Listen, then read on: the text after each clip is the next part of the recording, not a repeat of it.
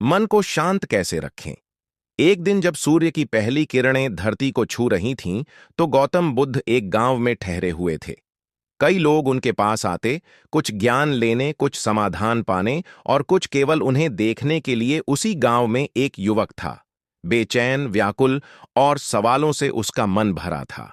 वह बुद्ध के पास पहुंचा और बोला, भगवान, मैं एक बात समझ नहीं पाता। आप हर समय इतने शांत कैसे रहते हैं? क्या आपको कभी गुस्सा नहीं आता, डर नहीं लगता या कोई दुख नहीं होता? गौतम बुद्ध धीरे से मुस्कुराते हुए बुद्ध ने उस युवक की ओर देखा। उनकी आंखों में करुणा थी और होठों पर हल्की मुस्कान। फिर गौतम बुद्ध ने कहा, तुम्हारा प्रश्न बहुत गहरा है, लेकिन उत्तर मैं कहानी के माध्यम से दूंगा। बैठो और सुनो।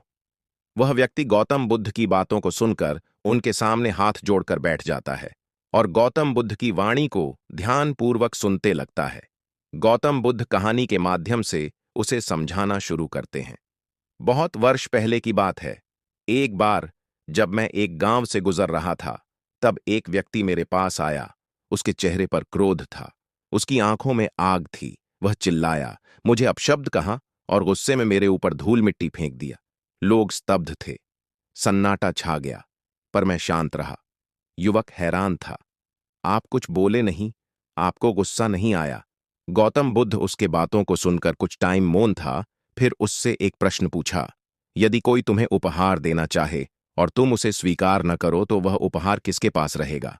क्रोधित व्यक्ति कुछ क्षण चुप रहा, फिर धीरे से बोला, फिर तो वह उपहार उसी के पास रहेगा जो दे रहा, देने वाले के पास। गौतम बुद्ध मुस्कुराकर बोले, तो तुमने जो गुस्सा, घृणा और अपमान मुझे दिया, मैंने उसे स्वीकार नहीं किया। वह सब अब भी तुम्हारे पास है।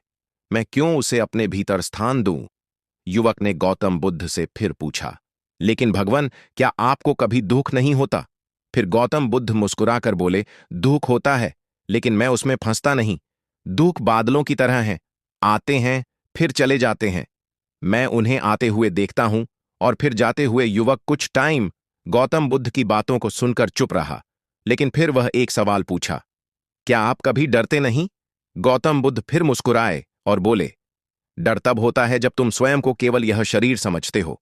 जब तुम जान लेते हो कि तुम शरीर नहीं बल्कि शुद्ध चेतना हो, तब डर का कोई स्थान नहीं रहता। गौतम बुद्ध की अंतिम बात, मैं शांत इसलिए हूं क्योंकि मैं प्रतिक्रिया नहीं देता, मैं उत्तर देता हूं। लोग बोलते हैं, क्रोधित होते हैं, और मैं केवल देखता हूं, समझता हूं और फिर उत्तर देता हूं।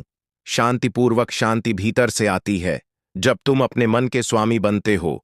जिस दिन तुम अपने मन को जान लोगे, उसी दिन तुम संसार को जान लोगे। व्यक्त गौतम बुद्ध की सारी बातें सुनकर रोने लगा और गौतम बुद्ध के पैरों पर गिर पड़ा। बोला, प्रभु, आज से पूरी जिंदगी हम आपके साथ रहेंगे, आपके बताए हुए रास्ते पर चलेंगे, मुझे माफ कर दो। गौतम बुद्ध फिर वहां से चले गए।